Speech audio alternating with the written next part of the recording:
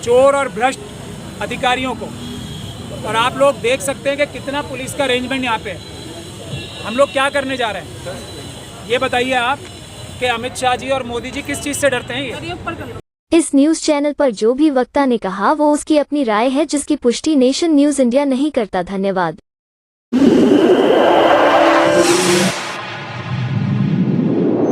ये एक चिट्ठी देने से ये सब लोग चोर घोषित हो सकते हैं, इसी चीज़ से डर रहे हैं।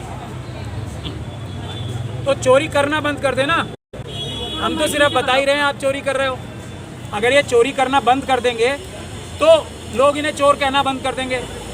हर चीज़ की चोरी, इलेक्टोरल बॉन्ड से जनता के पैसे की चोरी, लोगों को भ्रष्टाचार करके एक एक जनता के पैसे की चोरी, और उसके बाद 400 पार करके संविधान की चोरी करना चाहते हैं। अब 400 पार क्या 40 पार भी नहीं हो सकते इनसे, तो अगर जनता के वोटों की सुनी जाए तो 40 पार नहीं हो सकते इनसे। इसीलिए ये जो चुनाव में घपला धांधली करने की मशीनें हैं उससे इलेक्शन करा रहे हैं।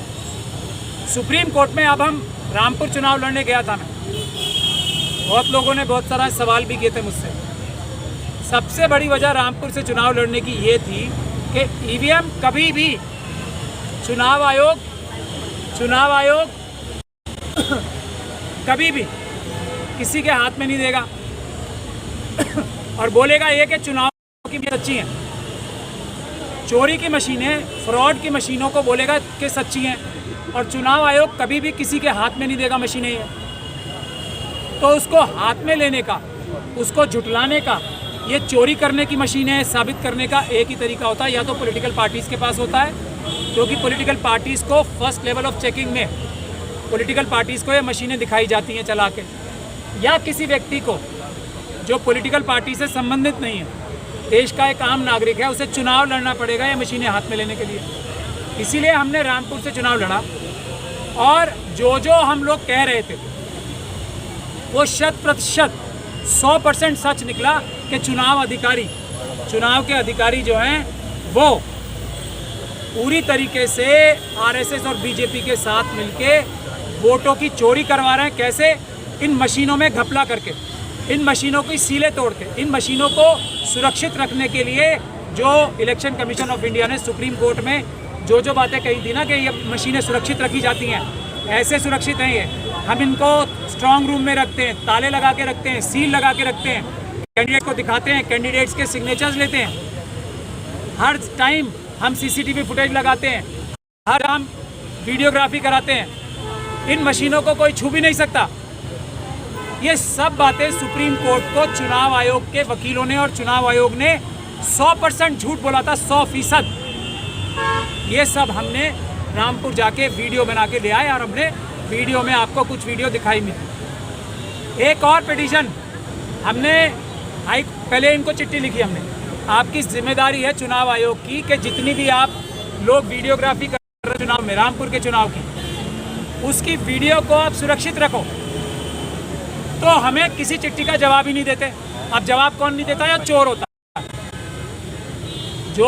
और चुनाव आयोग 23 देशों से, आपने देखा है ना सबने, 23 देशों से एक बहुत बड़ा गोल्डन ब्रिज बना के अपने चुनाव आयोग के शब्दों में एक डेलीगेशन लेके आया है, ये दिखाने के लिए कि हम लोग बहुत ईमानदारी से चुनाव करा रहे हैं। देश की जनता को तो तुम समझा नहीं पा रहे ईमानदार हो तुम, बाहर के लोगों को, विदेशियों को लाके हमारे चुनाव में घुसाया जा रहा है। आज से पहले ऐसा कभी नहीं हुआ कि जब विदेशियों को इस बात का जज बनाया जा रहा हो कि हमारे देश में चुनाव जो है निष्पक्ष हो रहे हैं, सुरक्षित हो रहे हैं। पहली बार नरेंद्र मोदी जी की सरकार ने इस चुनाव आयोग से जो भ्रष्टाचार में लिप्त है, जो बेईमानी और चोरी में लिप्त है, उसके उन भ्रष्ट और चोर अधिकारियों से पहली बार ये काम कराया गया देश के इतिहास में कि विदेशी आके ये दिखाएंगे कि ये चुनाव निष्पक्ष हो रहे हैं, ये चुनाव ठीक हो रहे हैं। पहली बार ऐसा हुआ है। हम लोग इसकी सख्त निंदा करते हैं, लेकिन अब ये जो झूठ शुरू कर दिया है तो हम भी पूरी दुनिया को दिखाएंगे किस प्रकार से ये चुनाव आयोग चोरी कर रहा है, बेईमानी कर रहा है। इन मशीनों के जरिए भारतीय जनता पार्टी और उसके सहयोगियों को जिता रहा है, जबकि वोट लोग नहीं दे रहे हों। तो इसलिए ये सिर्फ ये कह रहा है कि 7 दिन के अंदर अंदर या तो आप हमारा जवाब दे दो, या हम मान ले कि आप लोग चोर ही हो। तो आप सब लोगों के सामने है, मुझे पूरा भरोसा है चुनाव आयोग क्योंकि चोरी कर रहा है वो इसका भी जवाब नहीं देगा, क्योंकि वो चोर हैं। और ये बात हम बाकी वकीलों की तरह नहीं है जिन्होंने ये केस हरवाया है अभी सुप्रीम कोर्ट जाके। हम ये बात बिल्कुल नहीं कह रहे हैं कि चुनाव आयोग चोर नहीं है, चुनाव आयोग निष्पक्ष है, हम ये बिल्कुल नहीं कह रहे हैं। हम ये साफ तौर पे कह रहे हैं कि जो हम ये केस डालेंगे अब वो ये कह के डालेंगे कि चुनाव आयोग चोरी कर रहा है, उसके अधिकारी चोरी कर रहे हैं, हमारे पास सारे सबूत हैं, चुनाव आयोग चोरी करना बंद कर दे। और चोरी अगर उसने नहीं की है मशीनों के द्वारा तो इस सवालों के जवाब दे दे जो हम इसमें चिट्ठी में लिख रहे हैं। हमने ये भी लिखा है चुनाव आयोग चोरी इसके लिए भी कर रहा है कि चुनाव आयोग के पास इलेक्शन की रात को, जिस दिन इलेक्शन होता है ना, उसी दिन एक एक वोटर का हिसाब किताब होता है। ये कानून है और उनका एक जो मोबाइल ऐप भी है, आप लोग दोनों हैं।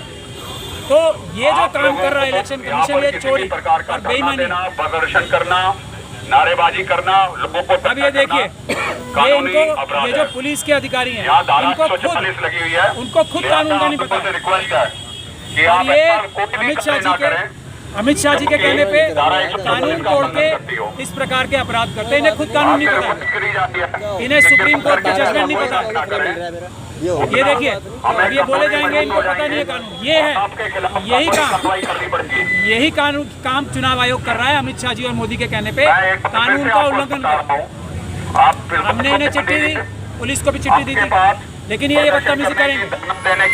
अब ये नॉइज पोल्यूशन नहीं हो रही है, अब देख रहे हैं आप, ये लोग नॉइज पोल्यूशन नहीं कर रही पुलिस। ये आसपास परिसर में किसी भी प्रकार का प्रदर्शन करना जारी कर रहा है। बैलेट युग में 24 घंटे के अंदर आंकड़ा आ जाता था, लेकिन डिजिटल युग में 10 दिनों के बाद आंकड़ा जारी हुआ। चोरी कर रहा है चुनाव आयोग। आप ये बताइए मुझे आज तक क्या आंकड़े जारी किए हैं?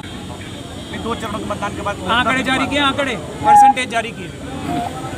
मैं आपको क्या बोल रहा हूँ, एक एक वोटर का हिसाब किताब, धारा जो रूल 17C का फॉर्म है ना, 17C फॉर्म होता है, उसमें चुनाव की शाम को एक एक पोलिंग बूथ पे कितने वोट पड़े हैं उसका सर्टिफिकेट जो विभिन्न पार्टियों के और कैंडिडेट्स के नुमाइंदे होते हैं ना, जो उनके पोलिंग एजेंट्स होते हैं, उनको देना होता है। और अगर ये शाम को बात पता लग जाती है तो इसीलिए पहले हर चुनाव में या तो उसी दिन जितने वोट पड़े होते थे ना, एक एक वोट का हिसाब किताब चुनाव आयोग शाम को दे देता, और नहीं तो अगले दिन आ जाता था।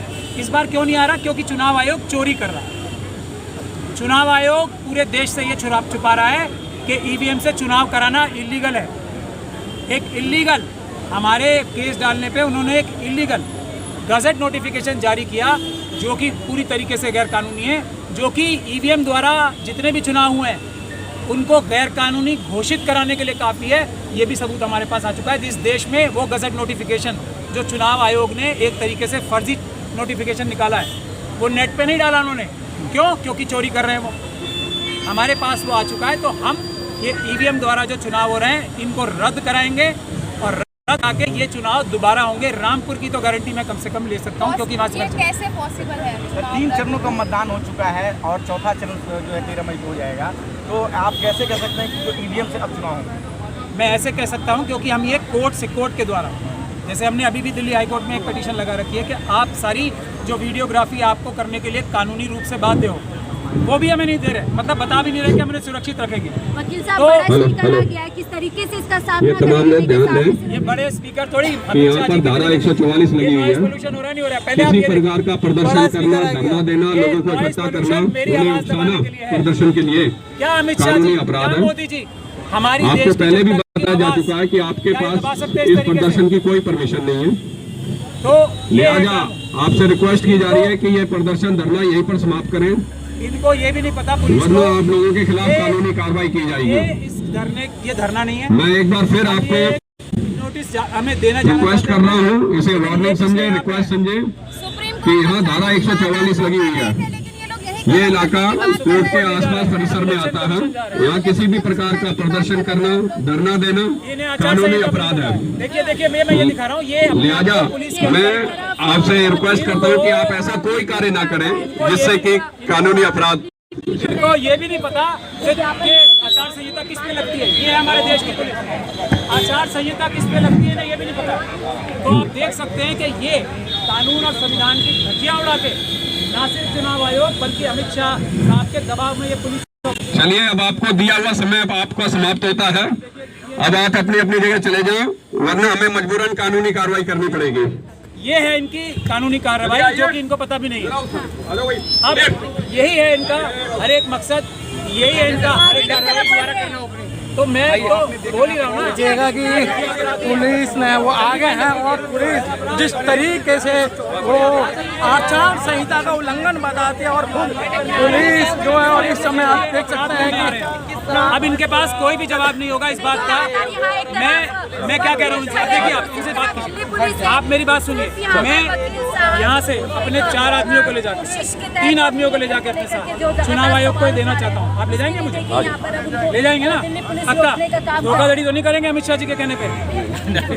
क्योंकि वो आपको फोन आएगा, फिर आप मुझे कहीं और ले सर पहले भी यही हुआ है कि आपको ले गए थे और आपको धोखाधड़ी की है। सुप्रीम कोर्ट का वायदा करके ले गए थे और आपको सुप्रीम कोर्ट नहीं और इसीलिए तो आज पूछ रहा हूँ उनसे, पहले की तरह भी ले जाएंगे, अच्छी जगह ले जाएंगे, चाय पिलाएंगे। देखिए देख लिया आपने, देख लिया, चाय पिलाएंगे, रिश्वत देंगे। पूरे 23 देशों से लोगों को बुला के चाय पिला रहे हैं, हमारे देश की जो बेइज्जती करा रहे हैं, पूरे देश दुनिया को ये दिखा रहे हैं कि चुनाव निष्पक्ष नहीं हो रहे हैं। आ जाओ सर, आ जाओ। मुझे चाय में पीता नहीं हूँ, समोसा भी चाय में लस्सी भी नहीं पीता। ना आ जाओ, मुझे कानून की कोई धारा बता दो जो आप मुझे यहाँ रोक सकते। आप मुझे एक भी ऐसा कागज दिखा दे जिसमें आपको परमिशन मिली हो। यही तो कह रहा हूँ, आप कानून समझो, परमिशन की जरूरत नहीं है। अभी लेटेस्ट सुप्रीम कोर्ट की जजमेंट आई है, पढ़ी आपने? वो क्या है? उसके तहत ये जो आप कर रहे हो ये खत्म हो चुका है। कहाँ आपको पता? बिल्कुल, अभी सुप्रीम कोर्ट के ऑर्डर्स हुए हैं। अभी आपको वही तो कह रहा हूँ, नहीं पता। आप कम से कम कानून का तो पता कर लो। आओ दोनों बैठ के बातें करें। बातें नहीं करेंगे, आप मुझे अरेस्ट करें। सर अभी जा रहे हैं सर, आप साथ जाइए सर। आप तो मीडिया के साथ में आप ऐसे करें, आप इनको गिरफ्तार करो। ऐसा है, उनको भी करें, जब तो आप आगे खड़े रहोगे तो थोड़ी ना हो पाएगा। दिखा दिया, अगर साइड में कानून दिखाया जाता है उसमें। आप देखिए ना, ये भी हो गया भैया,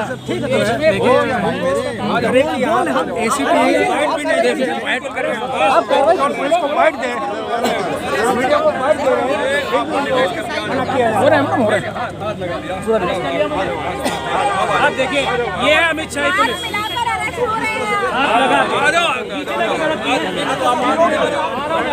देख सकते हैं देखिएगा महमूद परा जी को इस समय जो बात कर रहे थे मीडिया से, एसीपी साहब और एसएचओ साहब ने उनको जबरदस्ती का सौदा है। जो स्टाफ लगाया वो कहा थाने का जबरदस्ती का सौदा जाग ही रहे और ईवीएम का विरोध करती रहे, इनका विरोध करते रहे और ये विरोध कामयाब होगा। ईवीएम के सारे चुनाव रद्द होंगे। आगे मेरे मुंह के आगे आ रहा है ना। कमीशन जाने थे लेकिन आप तो कहीं और लेके जा रहे हैं। सर कौन क्यों चला रहे हो आप, ये तो बताओ। तो मेरे मुंह में मारोगे क्या? ये देखिए, ये पुलिस का रवैया है, ये देखिए। चलिए चलिए, चलो सर, चलो।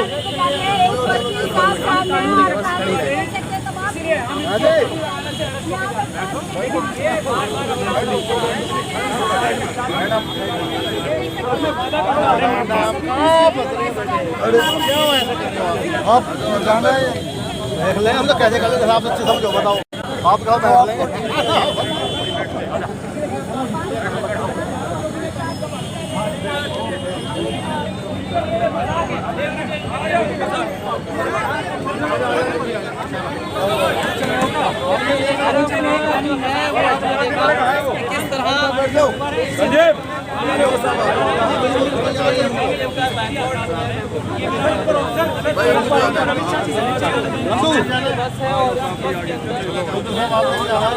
करता सही कानून का पालन नहीं करते ना पुलिस।